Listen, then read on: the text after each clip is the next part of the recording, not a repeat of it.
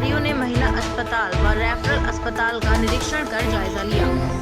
भागलपुर सुल्तानगंज में कोविड-19 को लेकर जिला पदाधिकारी सुब्रत सेन, एसडीओ आशीष नारायण, सीएस, डीटीओ के पदाधिकारियों सहित अन्य अधिकारियों ने महिला अस्पताल, रेफरल अस्पताल सहित यात्री सेट निवास का निरीक्षण कर जायजा लिया।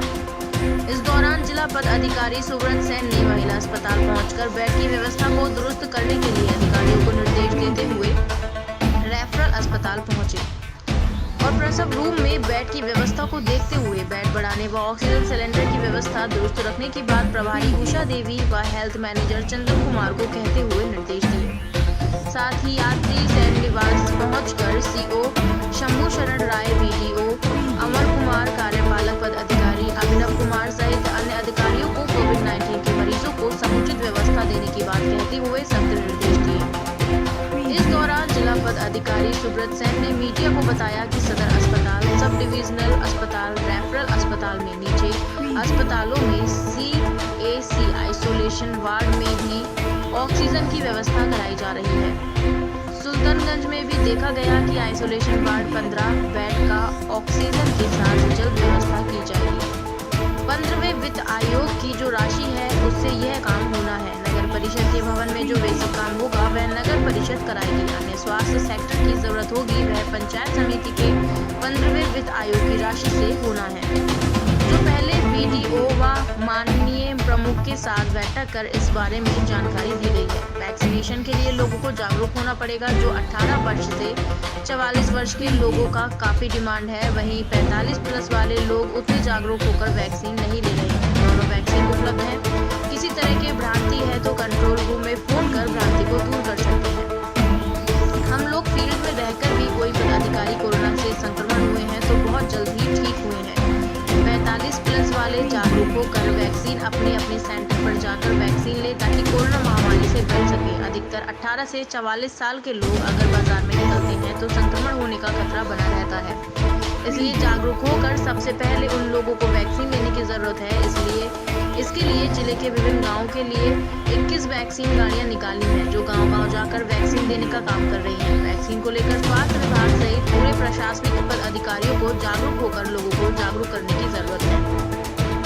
जो जागरूक किया जा रहा है लेकिन लोगों को सामने आकर जागरूक होने की है। अगर किसी विकट परिस्थिति किसी भी रूप आ सकती है तो उसके लिए अग्रिम तैयारी कर रहे हैं। जैसे हम लोग सदर अस्पताल में 90 बेड, नवगछिया व कहलगांव में भी बेडों की व्यवस्था की है। सीएससी नेचुरल हॉस्पिटल, रेफरल अस्पताल में 15 बेड की व्यवस्था करते हुए जहां जितनी कैपेसिटी होगी उतना ही सुनिश्चित करा रहे हैं। जून के अंत या जुलाई पहले तक अस्पतालों में 10 बेड, 15 बेड, 20 बेड तक जहां जितना कैपेसिटी होगी वहां 1 से 1.5 माह में व्यवस्था कर दी जाएगी। ग्रामीणों में वैक्सीन के अफवाह के सवाल पर कहा कि जो भी अफवाह है वह निराधार है। यह हो सकता है कि वैक्सीन लेने के बाद बॉडी का टेम्परेचर बढ़ने से बुखार आ सकता है। डरने की जरूरत नहीं है। उस समय जो हमारा कंट्रोल रूम से संपर्क कर डॉक्टर से सलाह लेने के बाद दवा लेकर अपना इलाज करा सकते हैं। बहुत लोगों का वैक्सीन लेने पर किसी को बुखार हुआ, किसी को नहीं हुआ, लेकिन डॉक्टर की सलाह पर पैरासिटामोल लेने पर ठीक हो गए। इस दौरान स्वास्थ्य विभाग की टीम सहित प्रखंड व नगर परिषद के कई कर्मचारी मौजूद थे। हम लोगों का जो ये भ्रमण चल रहा है इसका उद्देश्य यही है कि अगर कोई विकट परिस्थिति आती है आने वाले समय में कोविड को लेकर के, तो सदर अस्पताल और सब डिविजनल अस्पताल पे ही हम लोग डिपेंडेंट ना रहें या मेडिकल कॉलेज पे। उससे नीचे के स्तर पर जो हमारा सीएससी है, रेफरल हॉस्पिटल है, वहाँ भी हम लोग आइसोलेशन वार्ड और वहाँ ऑक्सीजन की व्यवस्था जंबो सिलेंडर के साथ प्रॉपर तैयारी हम लोग करा रहे हैं। सुल्तानगंज में भी हम लोगों ने देखा और 15 बेड का हम लोग आइसोलेशन वार्ड और पूरे ऑक्सीजन सप्लाई के साथ हम लोग जल्दी ही तैयार कर लेंगे। 15वें वित्त आयोग का जो राशि है उससे ये काम होना है और नगर परिषद की ये बिल्डिंग है तो इसमें जो भी बेसिक काम होगा वो नगर परिषद कराएगा और जो इक्विपमेंट और जो अन्य इंफ्रास्ट्रक्चर की ज़रूरत होगी वो पंचायत समिति की राशि से 15वें वित्त आयोग का जो राशि है उससे होना है। इस संबंध में मेरी बैठक पूर्व में भी BDOs के साथ हो गई थी और सभी माननीय प्रमुख के साथ भी हुई थी। दूसरी बात जो मुझे कहनी है कि वैक्सीनेशन को लेकर के लोगों को जागरूक होना पड़ेगा।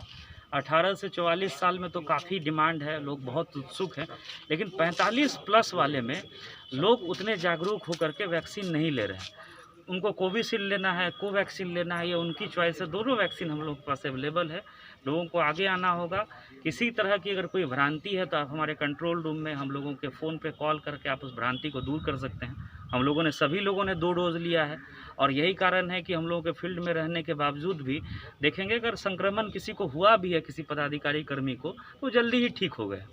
तो जो 45 प्लस उम्र के लोग हैं वही लोग ज़्यादा काम करने के लिए बाज़ार में निकलते हैं, दुकानों में जाते हैं, अन्य पर्पज़ के लिए बाहर निकलते हैं। अगर वो खुद अपना बचाव नहीं करेंगे तो अपने परिवार वालों को फिर संक्रमित करेंगे। इसीलिए बहुत ज़रूरी है जो 45 साल से ज़्यादा उम्र के लोग छूटे हुए हैं वो सेंटर्स पे आकर के, अब तो हम लोगों ने गाड़ियाँ 21 गाड़ियाँ ज़िले में निकाली हैं जो गांव में भ्रमण कर रही हैं। तो वो जब वहाँ का जो नज़दीक का केंद्र है वहाँ उनको पहुँचना है और पहुँच करके वैक्सीन लेना है। ये फिर मैं लगातार हम लोग जागरूकता अभियान चला रहे हैं, लोगों से अपील कर रहे हैं। फिर मैं अपील करूँगा कि वैक्सीनेशन को लेकर के लोगों को जागरूक होना होगा। स्वास्थ्य विभाग और पूरे जो भी प्रशासनिक पदाधिकारी हैं प्रयास कर रहे हैं, लेकिन जब तक लोग अच्छे से समझ करके सामने नहीं आएंगे तो अपेक्षित सफलता हम लोगों को नहीं मिल पाएगी। सर, तीसरी वेव में कहा जा रहा है कि बच्चों पर ज़्यादा नहीं, प्रभाव इसका पड़ा, कोई तो उसके एविडेंस नहीं है और इसके कोई हम एक्सपर्ट भी नहीं लिए है। सर यहाँ क्या तैयारी की है? हमने जैसे पहले ही आपको बताया जी। कि अगर कोई विकट परिस्थिति आ सकती है, वो किसी भी रूप में हो सकता है, उसके लिए हम लोग ये अग्रिम तैयारी कर रहे हैं कि जैसे हम लोगों ने सदर अस्पताल में 90 बेड का किया था और नौगछिया और कहलगांव में किया था सब डिविजनल हॉस्पिटल में। अब हम लोग जो CSC होता है प्रखंड में और जो रेफरल हॉस्पिटल है वहाँ भी हम लोग जहाँ जैसी कैपेसिटी है 10 बेड, 15 बेड, 20 बेड, वो हम लोग व्यवस्था सुनिश्चित करा रहे हैं और जून के अंत तक या जुलाई फर्स्ट वीक तक 1 महीने से 1.5 महीने में ये व्यवस्था हम लोग सुनिश्चित करा देंगे। ग्रामीण क्षेत्र में सर अफवाह है वैक्सीन को लेकर, इसमें क्या निर्देश देंगे? नहीं, कोई देखिए यही चीज़ है, जो भी अफवाह है बिल्कुल गलत है, निराधार है। हाँ, ये हो सकता है कि वैक्सीन लेने के बाद थोड़ा बॉडी का टेम्परेचर बढ़ जाए, बुखार आ जाए, तो उस समय में हमारा जो कंट्रोल रूम है उसमें आप संपर्क कर सकते हैं और साधारण पैरासीटामोल लेने के बाद, डॉक्टर से सलाह लेने के बाद, वो हम लोगों के साथ भी हुआ है वैक्सीन लेने के बाद, किसी का बुखार आया, किसी को नहीं भी आया, तो वो तो एक शरीर की अपनी एक इंटरनल एक्टिविटी है, तो उससे कोई डरने वाली बात नहीं है। और लोगों को अगर कोई शंका है तो स्वास्थ्य विभाग की टीम से हम लोगों से संपर्क करके उस शंका को दूर कर सकते हैं। आप लोग के घर में सबको